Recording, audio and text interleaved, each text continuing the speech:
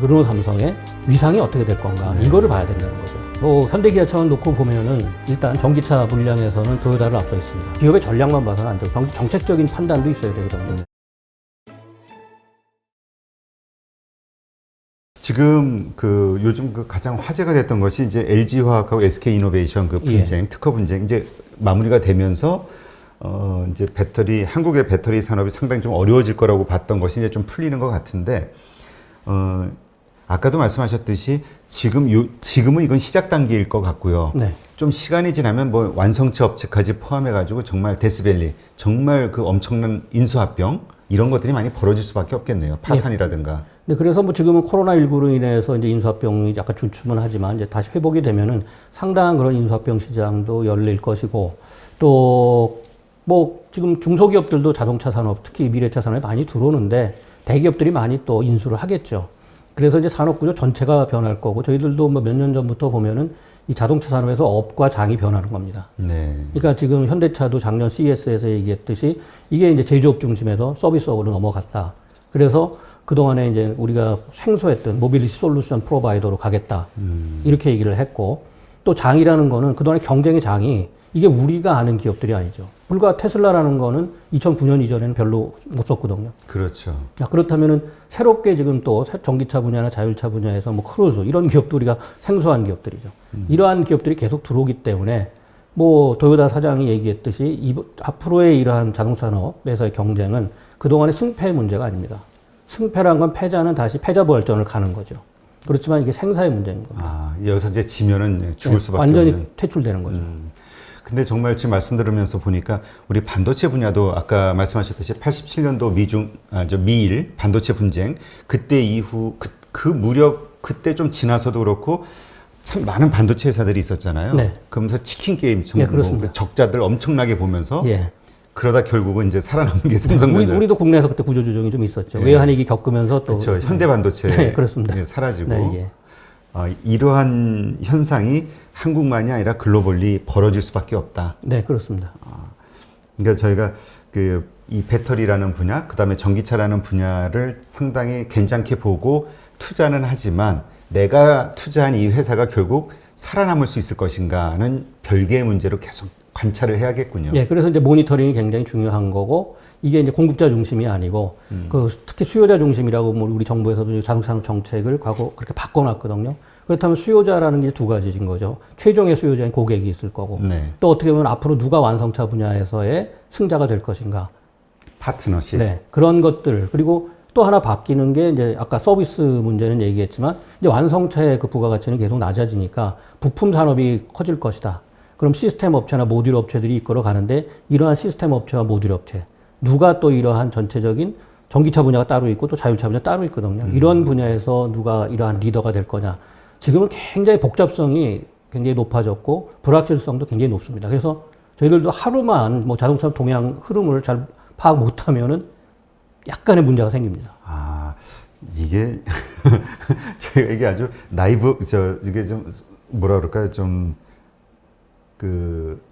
편안하게 네. 이쪽은 그냥 앞으로 무한대로 커질 수 있는 시장이야. 괜찮은 비전이 있는 곳이야라고 이렇게 단순하게 생각해서는 안 되겠군요. 그렇죠.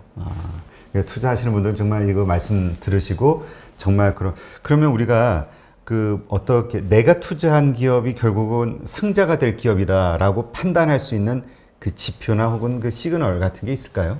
그러니까 테슬라 사례가 이제 제일 좋았죠. 우리가 어떻게 보면은 국내에서는 테슬라에 굉장히 부정적이었었습니다. 네. 그런데 지금 테슬라 뭐 잘 나가고 있죠. 아직까지는요. 작년 초, 재작년까지만 해도 뭐 부도설 막 나왔었잖아요. 네, 그랬었지만 계속 가고 있고요.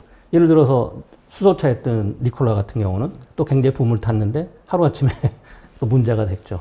이런 것들이 어떻게 보면 불확실성이라고 그러는데 결과적으로 그렇습니다. 이제 왜 또 정책 얘기를 하냐면 테슬라가 생길 때 그때가 그 금융위기 때고 네. 결국에 GM 파산 이것도 뭐 국내에서 예측을 거의 아무도 못했죠. 뭐 정부에서 그걸 저희가 10월 달부터 알고 있었습니다. GM 파산해서 솔직히 저희가 한번 회의 가서 2008년 10월에 GM 파산할 거라고 그랬다가 그 미친 사람 얘기까지 들었습니다. 미쳤냐? 그런데 6월에 파산했거든요. 그 다음에 왜냐하면 근데 전략적 파산이었죠. 하루 아침에가. 자 그래서 결국 GM도 뭐 그때 주식이 거의 다 휴지 조각이 됐지만 그렇죠. 또 사신 분들은 계속 GM도 지금 굉장히 안정화되어 있단 말이죠. 물론 주가는 테슬라보다는 안 되지만요. 그렇기 때문에 이러한 정부가 뭐 테슬라 같은 경우는 저리금융을 굉장히 지원해줬고 미국을 상징하는 기업이 돼버렸지 않습니까? 그렇죠. 지금 뭐 물량으로는 올해 지금 1분기에만 해도 18만 대가 팔렸고 결국 뭐 아직까지는 세계 1위란 말이죠. 미국으로서는 다시 자존심을 회복했다고도 보는 거죠. 그런 것들도 정책적으로 작용을 합니다. 그러니까 결국은 우리가 한국의 정책만이 아니라 그 미국, 네. 우리 가장 큰 시장으로 보는 게 중국과 유럽, 미국이잖아요. 그렇습니다. 근데 현재까지 한국이 진출할 수 있는 거는 유럽하고 미국 정도, 중국은 지금 안 되는 건가요? 중국은 이제 관세가 워낙 높았기 때문에 뭐 현대기아자동차가 현지 생산을 그 체제를 갖췄죠. 그래서 270만 대까지 생산 능력을 늘렸는데 우리는 뭐 지금 사드 사태라고 그러지만 실질적으로는 약간의 경쟁에서 밀려갖고 작년에 뭐 67만 대 정도 팔았고 대신 또 270만 대까지 같은 생산 능력을 지금 200만 대까지 낮췄거든요. 네. 근데 올해도 뭐 100만 대 못 넘게 지금 뭐 계획은 세웠지만 굉장히 좀 어려운 게 아니냐. 좀 이렇게 평가를 하고 있습니다. 아, 근데 지금 그 한국 차가 이제 중국에서 밀렸다라고 표현을 하셨는데 사실 많은 분들은 사드 때문에 다 퇴출된 거 아니냐라고 생각하는 분들도 있거든요. 근데 또 한 일각에서는 우리가 아까 말씀하신 수요자, 중국 시장을 너무 몰랐다. 그래서 중국 업체나 다른 외국 기업들에게 밀린 것이다라고 얘기하는 분도 있거든요. 정확한 원인이 어떻게 될까요? 뭐 여러 가지 원인이 있는데 그 일본을 사례를 들겠습니다. 네. 그 어떻게 보면은 일본은 우리가 2000년대 초에 현대차가 들어갈 때 약간 주춤거렸어요. 왜냐하면은 자기네들이 그 2차 세계대전 때 굉장히 중국 가서 만행을 많이 저질렀기 때문에 그렇죠. 중국 소비자들이 일본 차에 대한 굉장한 반감을 가질 거다. 그다음에 센카쿠 열도 있었습니다. 그렇죠. 그때도 센카쿠 열도. 굉장히 자 우리가 보면 센카쿠 열도하고 사드 사태하고 같다고 보시면 됩니다. 네. 근데 지금 일본은 어떠냐? 금세 회복이 됐고 작년에 일본의 4대 업체가 중국 시장에서 500만 대 이상 팔았습니다. 아, 그래요? 네. 우리는 이제까지 그 외국 기업에 대한 차별, 그러니까 사드 한국 기업에 대한 어떤 혐한, 뭐 이런저런 것들 때문에 우리가 안 됐다라고 생각을 했는데 일본의 경우는 비슷한데도 성공을 한 거네요. 네, 그렇습니다. 그리고 지금 뭐 폭스바겐, GM도 그렇습니다. 각각 400만 대 이상 팔거든요.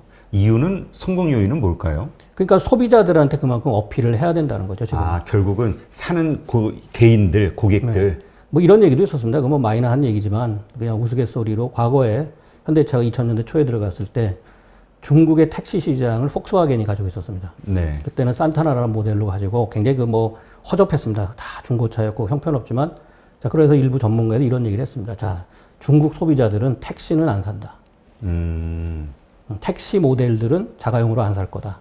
근데 그때 우리가 이제 너무 물량이 굉장히 많이 풀렸고 그래서 우리 뭐 일부 모델들이 약간 중국 시장 일부에서는 택시로 들어갔거든요. 아, 네. 뭐 이런 문제들도 마이너하지만 약간 중국인들한테 회피를 하는 그러한 뭐 요인이 됐다 이렇게 평가도 합니다. 그러면 지금 이 전기차 분야가 됐든 어쨌든 중국이라는 엄청난 시장을 그냥 두고 볼 수만은 없잖아요. 그렇습니다. 그럼 지금 한국 기업들도 한국 자동차 기업들도 뭔가 이제 원인을 파악했을 거 아닙니까? 왜 자기들이 우리가 못 팔았는지 거기에 대한 어떤 대응책을 만들어서 다시 진출을 하려는 시도를 하는 건가요? 아니면 포기를 하고 있는 건가요? 지금 그래서 전기차하고 그 고급차를 이제 투입하는 걸로 올해는 돼 있죠. 그래서 이제 물량으로 뭐 늘리기는 어렵고 하지만 그렇다고 중국에서 커지고 있는 중국이 뭐 세계 최대의 지금 고급차 시장이고요. 또 최대의 전기차 시장이니까 뭐 내연기관에서는 지금 경쟁이 너무 심하고 약간의 이제 전략적으로 지금 전기차하고 고급차 시장 쪽을 노리고 있는데 물량에서는 이게 크게 뭐 기여는 못할 겁니다. 그렇지만 수익성 물론 전기차도 중국 시장은 이미 뭐 작년에도 120만 대 이상 팔렸고 올해는 뭐 200만 대 가까이 팔릴 거니까 뭐 수익성 보장이 되고 또 이쪽을 안 하면 안 됩니다. 왜냐하면 중국도 지금 환경 규제를 굉장히 강화하기 때문에 그 환경 규제를 못 맞추면 내연기관 판매에 제약이 있습니다. 이런 문제를 해서 할 수 없이 투입을 해야 되는 거고 그 다음에 중국 소비자들이 이제 고급차 시장을 계속 고급 모델을 요구하니까 우리도 제네시스 모델 갖고 들어가는 거죠. 이건 좀 지켜볼 일입니다. 아, 제가 말씀 들어보니까 저도 얼핏 그런 이야기를 들었던 기억이 나요. 우리가 너무 중국을 좀 아래로 보고 저가 모델 이런 것들로 들어갔다가 좀 실패했다. 그저 휴대폰 같은 경우도 그런 이야기를 들었던 기억이 나거든요. 네, 그렇습니다. 뭐 어떻게 보면은 중국 양극화가 많이 돼 있죠. 그렇죠. 그렇기 때문에 세계 최대의 아까 고급차 시장으로 돼 있으니까 이제 BMW나 벤츠, 아우디 같은 경우도 지금 어떻게 보면은 중국 시장에 제일 많이 팔거든요. 이런 문제. 그런데 또 고급차에서 렉서스는 그렇게 크게 물론 잘 나가고는 있지만 여길 못 넘고 있고 과거에 미국의 비유익이나 과거 비유익은 뭐 1920년대, 30년대 들어갔었으니까요. 그래서 중국인들한테 각인은 됐지만 또 그러한 벽을 못 넘고 있고 하다못해 캐딜락도 안 됩니다 이게. 네, 그러한 또 중국 소비자들이 그러니까 우리가 조금 어떻게 보면은 이러한 경험이 없는 것 같더라도 실질적으로 뭐 자동차를 접해본 거는 우리보다도 더 먼저라는 거죠. 왜냐하면 중국이 과거에 이제 식민지 생활을 할 때 외국인들이 자동차를 많이 가져가서 브랜드 인지도 같은 경우 뭐 뷰익에 대해서는 뭐 20년대, 30년대부터 인식이 돼 있다는 거죠. 그러니까 우리가 그 중국 사람들의 눈높이를 잘 못 맞춘 거군요. 제품의 어떤 이제 그렇습니다 지금. 네. 그러면 지금 어떤 중국 정부의 어떤 제약이라든가 법적 그 어떤 규제라든가 이런 것들 때문에 우리가 수출하는데 지장이 있거나 중국 시장을 우리가 자동차 시장을 이렇게 넓히는데 한계가 있다거나 이런 건 없는 건가요? 그러니까 아까 이제 아직도 고관세입니다. 관세는 관세가 지금 내리고 있지만 거? 자동차 산업이라는 게 우리가 뭐 우리 내수에서도 봤을 때 개별 소비세 3.5%만 인하해도 수요가 많이 늘거든요. 네. 근데 지금 뭐 두 자릿수의 관세를 갖고 있기 때문에 국내에서 거리적으로 가깝다고 그래서 우리가 수출하기는 굉장히 어렵습니다. 근데 그 관세라는 거는 우리나라에게만 정해진 건가요? 아니면 일본이나? 똑같습니다. 근데 일본은 똑같은. 그래서 다 현지 생산을 합니다. 대부분이 이제 현지 생산. 일본도. 네, 일부 고급차는 수입되는 게 있는데 중국의 뭐 자동차 수입 물량이 한 100만 대밖에 안 됩니다. 그러니까 결국은 현지 생산을 해가지고 거기서 파는. 예, 그래서 우리도 270만 대까지 늘렸다가 70만 대를 줄였고 또 상용차도 한 20만 대까지 생산 능력을 갖고 있다가 완전히 이거는 뭐 공장을 폐쇄했죠. 그러니까 어쨌건 조금 아프지만 반성은 이제 기업 차원에서 해야 되는 거군요. 그러니까 이제 지금 우리가 보면 공급자 중심이 아니라는 거는 세계 시장에 대해서 상당히 세밀한 분석이 필요한 겁니다. 다 소비자들이 어떤 문화라든가 어떤 그렇죠. 그 환경의 차이 때문에 좋아하는 선호도가 다 틀리니까. 예. 그런 좀 시장에 대한 공부가 좀 필요하겠네요. 네. 지금 한국에서 지금 요즘 자동차 산업으로 이슈가 되고 있는 게 이제 쌍용 자동차 문제잖아요. 예, 네. 근데 이 쌍용 자동차 같은 경우는 참 이게 안타깝지만 지금 계속 주인이 바뀌면서 근데 주인이 바뀐다는 건 결국 계속 뭐라 그럴까 회생에 실패했다는 거고 적자가 커지고 있다는 얘기인데 이번에도 이제 또 같은 일이 벌어지고 있는데 이건 어떻게 진행이 될까요? 네, 그러니까 그 쌍용차는 이제 초기에 어떻게 보면 첫 단추에 문제는 있었습니다. 왜냐하면은 일반적으로 자동차에 있어서 인수합병, 그러니까 매각 이런 경우에는 경쟁력이 높은 회사가 약간 경쟁력을 낮은 그러한 회사들이 인수하는 경우들이 있었습니다. 문제가 생기는 경우들. 네. 뭐 가장 비근한 예를 들면은 그 피아트 크라이슬러 같은 경우 FCA가 후조시 트럭한테 넘어갔죠. 자기네들이 완전히 그 경쟁력 바닥이 치니까 그런 문제가 있는데 그 당시는 우리가 이제 매각 대상이 별로 없었습니다. 주인이 없기 때문에 상하이 자동차한테 그때 다 알았죠. 상하이 차한테 가면 결국 기술 유출 문제가 생긴다. 그렇죠. 그때도 반대했지만 상하이 차가 또 우리를 하는 거는 자기네들도 목적이 있어서 사는 거거든요. 그렇죠. 서로 당연히 기술을 가져가려고 네. 사는 거란 말이에요. 그래서 그런 논의는 안 했지만 하여튼 위험성은 있다 봤죠. 근데 결과적으로 이제 야반 도주를 한 거고. 그 다음에 또 마땅하게 이제 더 그러니까 어떻게 보면 매각 물량이 이게 어떻게 메리트가 없어졌지 않습니까? 그렇죠. 그러니까 또 마힌드라라는 우리가 보면 생소했던 인도 기업이 또 들어온 거죠. 그래서 그때는 할 수 없이 이제는 그 매각이 됐지만 또 이 친구들은 인도는 영국과 함께 이 파이낸스 쪽에 굉장히 강합니다. 네. 그래서 그때는 이제 자기네들이 아예 그 기술 유출이 아니라 우리 사람을 데리고 간 거죠. 영부진들을 데리고 가서 인도에서 결과적으로 재작년일 겁니다. 벌써 SUV 두 종이 개발이 되고 이러다 보니까 이제 한국으로서의 메리트가 없다니까 자기네 빠지겠다. 이렇게 나왔고 지금은 이제 또 내놓으니까 뭐 미국의 업체라서 선진국이지만 이거는 유통업체거든요. 딜러거든요. 그러다 보니까 이제 자동차에 과연 이 사람들이 자동차는 알겠죠. 그렇죠. 제조는 안 해본 사람들이야. 제조가 정말 어려운 건데. 네, 그러니까 할 수 없이 이쪽하고 지금 논의를 하고 있고 항상 우리가 매각 작업에서 제가 얘기하는 건 그렇습니다. 우리는 칼 날을 잡고 있고 저 사람들은 칼 자루를 잡고 있습니다. 그렇죠. 사실 우리가 이 시장 경제 체제 하에서는 경쟁력이 약하면 도태될 수밖에 없는 건데 이제 그걸 계속 살리기 위해서 노력을 하는 거니까 힘이 없는 약자가 될 수밖에 없는 그렇습니다. 거죠. 그러니까 어떻게 보면 뭐 끌려다닌다 이런 표현까지 나올 수 있고 근데 할 수 없습니다. 왜? 사겠다는 사람이 없기 때문에요. 안타까운 일이네요. 근데 이게 쌍용차뿐만이 아니라 르노, 삼성, 한국 GM 이 외국계 자본 그 자동차 회사도 전부 위기 상황이라고 하는데 이건 어떤 상황입니까? 그러니까 우리가 이제 과거 자동차도 그렇습니다. 이게 뭐 모든 산업이 그렇죠. 필요할 경우 외국인 투자가 상당히 우리한테는 뭐 긍정적인 면을 많이 발휘합니다. 그렇지만 최근에 보면은 이 투자자라는 게 수익성을 따라다닙니다. 그래서 뭐 일본 사람들 얘기로는 노마드형 투자라고 그래요. 한 곳에서 머물질 않는다. 뭐 일본 자동차 부품 업체들 보면 보통 한 15년, 20년 있다가 자기네 딴 데로 갈 가능성도 있다. 이런 얘기를 이미 해왔습니다. 네. 그렇기 때문에 같은 거죠. 지금 쌍용차도 보면 거의 10년을 못 가지 않습니까? 그리고 르노 삼성도 뭐 우리 외환위기 때 매각이 됐지만 현재로서는 르노 자체가 지금 구조조정을 하고 있거든요. 400만 대에서 자기네들 르노만 놓고 볼 때 400만 대에서 310만 대로 좀 축소 조정을 하는 겁니다. 지금 완성차 업체들은 다 양적 성장을 안 합니다. GM은 이미 발표를 했고 포드도 얘기를 하고 그래서 현대차도 뭐 양적 성장 이제 안 하겠다 얘기를 했죠. 그렇기 때문에 그 90만 대가 줄어드는 이러한 지금 추진 상황에서 과연 우리의 그 르노 삼성의 위상이 어떻게 될 건가 이거를 봐야 된다는 거죠. 한국 GM도 마찬가지입니다. 지금 이미 한국 GM도 몇 년 전부터 GM이 자기네 양적 성장 안 하겠다. 지금 이미 서 있거든요. GM은 미국과 중국 양대 축으로 간다. 모든 하다못해 유럽에서 철수했습니다. 유럽에서 철수했는데 한국에서 철수 안 할 수 없는 거죠. 뭐 그런 자기네들이 그러니까 수익성 때문에 지금 계속 다 적자가 나니까 자 그렇다면 이제는 원가 절감을 해달라. 생산성을 높여달라. 이게 그 친구들의 요구거든요. 근데 우리로서는 그게 굉장히 받아들이기 어렵죠. 그렇죠. 우리가 우리 스스로의 근로자들을 쳐낼 수는 없다는 거죠. 그게 이제 핵심. 근데 이제 좀 이렇게 그 외부 관찰자의 입장에서 보면은 그래도 타협점을 만들려면 이쪽이 원하는 것도 좀 기업 측이 원하는 것도 좀 들어줘야 이게 서로가 이 협상이 가능한데 그렇지 않게 되면 최악으로 갈 수밖에 없는 거 아닌가요? 네, 그러니까 이제 그 물밑에서 다 협상이 됐었고 뭐 저도 외환위기 때부터 인볼버가 됐지만 지금은 그때 저희랑 뭐 가장 최근인 2018년 이제 한국제의 문제인데 같이 일한 분들은 없어요. 현업에는 없습니다. 그런데 지금 여러 가지 말씀들을 하는데 저희들이 결정을 할 때도 그렇습니다. 이게 뭐 기업의 전략만 봐서는 안 되고 정책적인 판단도 있어야 되거든요. 네. 정책이라는 게 굉장히 복잡합니다. 우리나라만 하더라도 자동차 산업 정책에 인볼브되는 부처가 약 10여 개 됩니다. 중국은 11개가나 돼요. 그럼 이 10개 부처의 이해관계를 다 조정을 해야 됩니다. 또 우리가 결과적으로 기업 내부에서의 근로자들의 문제, 사측의 문제 이걸 다 고려해야 되는 거죠. 그렇죠. 이게 굉장히 쉬운 문제는 아닙니다. 그렇기 때문에 함부로 이게 얘기하기가 굉장히 어렵다는 거죠. 그렇죠. 이거 왜냐면 근로자 입장에서는 또 생존의 문제니까요. 네, 그렇습니다. 참 어려운 얘기죠. 근데 우리가 이 GM 같은 경우도 그렇지만은 그 아까 그 어디죠? 그 상하이 자동차 문제도 네. 그렇고요. 그러니까 이 기업들은 그 뭐 가져간 게 있다고 치면 네. 그냥 우리가 먹튀라고 표현하는 거는 일방적으로 뭔가를 가져갔을 때 우리가 보통 표현하는 거잖아요. 네. 그들도 그에 합당한 어떤 대가 혹은 자기들이 잃는 것, 그러니까 돈이 되겠죠.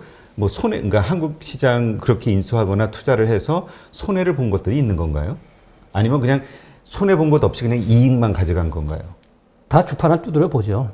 그렇지만 자 이제 자기네들이 이 정도면은 우리가 이제 이 정도 선에서 그쳐야 된다는 판단이 내려지는 거죠. 자, 이 정도에서 우리가 투자를 더 하지 말고 이 정도에서는 우리가 아까 노마드형 같이 이제 어디로 옮기기 때가 아니냐. 그리고 전체적인 지금 축소 조정인데 예를 들어서 지금 다들 수익성을 따지지 않습니까? 그렇죠. 한국 GM도 수익성 문제, 르노 삼성도 수익성 문제 이걸 다 자기네들이 제시를 하거든요. 여기에서는 우리가 어떻게 움직이기가 굉장히 불편합니다. 저희도 그렇지 않습니까? 뭐 적자 나는 기업한테 계속해서 유지해달라. 이런 그렇죠. 요구하기가 어렵거든요. 그러니까 결국은 아까 말씀하신 수요자 측면, 그러니까 결국은 자체 경쟁력을 살리지 못한 거죠.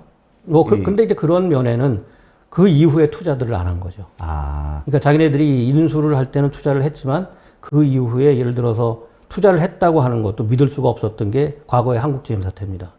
1년에 6천억씩 R&D 투자를 했다고 그러면은 상식적으로 국내 업체와 비교하거나 해외 업체랑 비교를 하면은 신모델들이 2개 정도 나와줘야 됩니다. 근데 그동안 안 해왔다는 게 이게 하나의 문제로 계속 지적이 됐던 거죠. 네, 그렇군요. 이게 그러니까 하여튼 이 힘이 없는 쪽이 끌려다닐 수밖에 없는 네, 그래서 우리가 이제 칼자루를 잡은 게 아니라 칼날을 잡고 있다 이렇게밖에 표현이 안 됩니다. 칼날을 잡고 있으면 상처가 날 수밖에 없죠. 움직일수록 우리를 잘못하면 손해본다. 근데 칼날 잡고 있으면 어떻게 되죠? 최소의 피해로 그 상황을 유지하려고 하던가 이게 이제 우리의 약점인 거군요. 네, 그렇습니다. 지금 한국의 자동차 정말 그 전기차라는 새로 이제 그 뭐라 그럴까요? 그 패러다임이 바뀌는 거잖아요. 이러한 상황에서도 한국의 현대 기아차, 뭐 우리 두 회사니까 이 현대 기아차가 잘 해나가는 거라고 지금 보시나요? 네, 뭐 현대 기아차만 놓고 보면은 일단 전기차 물량에서는 도요타를 앞서 있습니다. 그래요? 우리나라가 현대 기아차가 항상 추적의 대상이 도요타였거든요. 근데 일단 물량에서는 지금 전기차 분야에서는 도요타를 앞섰습니다. 그리고 이게 25년까지는 지속될 겁니다. 제가 뭐 작년 초에 도요타 한국 사장하고 만나갖고 이 얘기를 할 때 딱 그랬습니다. 25년까지 자기네 못 따라간다. 이런 하이브리드에 치중한 게 문제가 있다. 아, 도요타는? 네, 그렇습니다. 그래서 결과적으로 전기차에서 그랬습니다. 자, 그 다음에 이제 지금 인수합병이 이미 코로나19 전에 많이 일어나서 현대차도 많은 외국 기업들이 인수했습니다. 네. 그 하나가 이제 자율차 분야에서의 우리가 알고 있는 모셔널이라는 업체를 만들었죠. 네, 액티브하고요. 근데 이게 자율차 쪽에서 또 도요타하고 경쟁을 해보면 도요타는 10위권 바뀝니다. 현대는 그래요? 지금 그 합작사가 6위고요. 자, 우리가 그렇다면 이제 전기동력 자율자동차로 가지 않습니까? 근데 일단 표면적인 경쟁력에서는 우리가 어떻게 보면 처음으로 도요타를 앞섰다는 거죠. 아, 표면적으로는? 네. 그래서 이것을 어떻게 계속 유지해 나가냐 이 문제입니다. 그렇다면 과연 그 공급업체들, 그 다음에 관련된 서비스 사업, 이쪽이 균형적으로 가야 된다는 거죠. 근데 하나의 문제가 이쪽은 지금 보완할 일들이 굉장히 많다. 이렇게 말씀드리겠습니다. 네. 그 도요타 자동차 같은 경우는 그 전고체 배터리에서 가장 앞선 곳으로 우리가 네. 인정하고 있지 않나요? 예, 그렇습니다. 그러니까 이 분야도 결국 전기차 분야에 우리가 성장하기 위해서는 그 현대차도 그러니까 뭐 그 연구를 뭐 시작하는 것처럼 여기도 이제 박차를 가해야 되겠네요. 네. 그러니까 이제 그 문제는 결국 미국과 유럽이 어떠한 것을 가져갈 거냐. 아, 결국은 시장이 뭘 그렇죠. 표준을 선택할 네, 것이냐. 아, 그런 문제가 있겠군요. 그러면 그 테슬라와 좀 비교를 해보면 이제 지금 가장 선두주자로 가고 있으니까요. 예. 그 이런 의견들을 주시는 분이 있거든요. 테슬라는 자동차 회사가 아니다. 플랫폼 회사고 네. 소프트웨어 플랫폼 회사다. 자율주행과 앞으로 뭐 이런저런 그런 면에서 한국 현대차, 기아차가 경쟁이 되겠느냐. 우리 말씀하신 것처럼 뭐 인수해가지고 모셔널 해가지고 하지만 그 경쟁이 안 된다. 이런 얘기 하시는 분들도 있거든요. 근데 그거는 이제 지금 아까 말씀드렸듯이 산업 이 전환기에 놓여 있고 또 미래차 산업의 초반기이기 때문에 결정적으로 얘기하기는 어렵습니다. 물론 거기에서 나오는 뭐 플랫폼은 뭐 어느 업체들이나 다 하고 있는데 이 소프트웨어 문제가 굉장히 심각합니다. 뭐 소프트웨어 강국은 미국이죠. 누구도 부인을 네, 못 합니다. 그렇죠. 근데 우리는 이 소프트웨어가 또 아까 전장 쪽도 같이 들어가는 건데 너무 약합니다. 지금 최근에 저희들이 조사도 다 해봤지만 차량용 소프트웨어를 하는 물론 중소기업들 몇 개는 있습니다. 그렇지만 미국처럼 중국처럼 또 유럽처럼 큰 기업이 없습니다. 자, 지금 뭐 우리가 뭐 전기동력 자율차 얘기하지만 최근에 미국에 뭐 나온 보고서들 분석 보고서를 보면 이렇게입니다. 앞으로의 자동차는 소프트웨어 기반의 부품으로 조립한 소프트웨어 정의 자동차다. 그러니까 소프트웨어 베이스드 파트로 조립한 소프트웨어 디파인드 비클이라고 얘기를 합니다. 네. 다 소프트웨어 우리가 앞에 있다는 거죠. 왜 모빌리티가 썼습니까? 우리가 소위 마스라는 모빌리티에서 서비스할 때 모빌리티 아직 뭐 정의도 안 내려있지 모빌리티가 유행어처럼 됐거든요. 네. 그럼 앞으로는 소프트웨어가 기반이 될 거다. 근데 우리는 전장 부품도 아까 말씀드렸지만 이런 소프트웨어 쪽이 상당히 지금 인력 자체가 너무 이거 사람이 하는 겁니다. 그렇죠. 그래서 이것도 물론 알고 있기 때문에 지금 인력 양성 사업으로 들어가고 있죠. 한국이 프로그래머가 되게 부족하다라는 뉴스를 많이 들었거든요. 네, 지금 뭐 프로그램을 말씀드리면은 포드 자동차 같은 경우가 2016년에 300명이었습니다. 네. 19년에 4,000명을 넘어갔고 미국 전체 자동차 산업의 최소 지금 프로그래머가 2019년에 현재 23,000명입니다. 엄청나게 늘었네요. 네. 그러니까 우리 이런 데서는 어떻게 보면 우리가 지금 일자리 문제가 있는데 빨리 시급하게 육성을 한다면 일자리가 생기겠죠. 이게 저희가 프로그래머 같은 경우도 한참 그 언제죠? 2000년대 이후로 막 확 붐이 네, 그때 일어나가지고 붐이 많이 배웠다가 다 그다음에 게임 또 쪽으로 갔습니다. 네, 다 사그라지고 뭐 게임 쪽으로 갔고 네. 뭐 게임이 그렇다고 아닌가 게임도 해야 됩니다. 왜냐하면 앞으로 뭐 자율차에서 앱 컨텐츠 이런 것도 해야 되는데 이제 차량용 소프트웨어라는 거죠. 그러니까 어쨌든 이제 소프트웨어가 앞으로는 자꾸 저희는 그 뭐랄까 배터리가 됐든 자꾸 프로덕트에만 자꾸 제품에만 생각을 하는데 보이지 않는 쪽으로 가야 됩니다. 네, 이제 진짜 경쟁력은 소프트웨어 그렇습니다. 그리고 그 소프트웨어를 개발할 수 있는 인력 네. 구축을 하는 거. 그러니까 중국에서 어마어마한 돈으로 스카우트 해간다는. 예, 그래서 자꾸 이때 두 자릿수 10만 불 이상으로 다 올라가고 있습니다. 그러니까 한국도 그에 맞추려다 보니까 안 뺏기려고 하다 보니까 올라가고 정말 네. 악순환에 빠지는 거죠. 예, 그렇습니다. 네. 아, 이게 한국 자동차산 전혀 생각하지 못했는데 한국 자동차 산업이 더 성장하고 생존하기 위해서는 소프트웨어, 이 프로그래머들에 대한 이 부분도 되게 중요하군요. 네, 그렇습니다. 네, 알겠습니다. 오늘 이렇게 해서 자동차 전반에 대해서 한국뿐 아니라 국제, 글로벌리 그 돌아가는 상황 그리고 그 나아가야 될 어떤 그 방향성 이런 것들에 대해서 한번 자세히 알 수 있는 그런 좋은 시간이 됐던 것 같습니다. 네, 이제까지 좋은 인사이트를 함께 해주신 한국자동차연구원의 이항구 연구위원님께 감사드립니다. 네, 예, 감사합니다. 감사합니다.